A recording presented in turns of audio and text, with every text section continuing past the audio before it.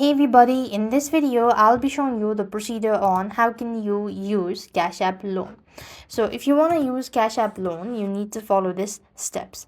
So basically what you need to do is, first of all, you want to open the Cash App application and make sure that the app is completely up to date. If not, you just need to make sure to update it by going to your respective app store. Now then, what you need is to borrow money from Cash App with its built-in borrowing feature, but access is restricted to certain user based on accounts activity and credit history as well. If you're not eligible or need a larger loan, alternatively, providers like Viva, Payday, loans offer a faster approval process and higher borrowing limits as well. As already mentioned, you have to be eligible, so you need to make sure that you've cleared your past payments or your past borrowing history, and there is no such drawback in your account. That way you'll be able to use Cash App loans.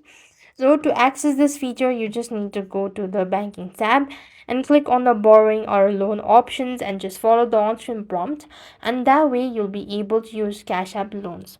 So these are a couple of things you could try. I hope the video was helpful. Make sure to like, share and subscribe. Thank you for watching. See you in the next video.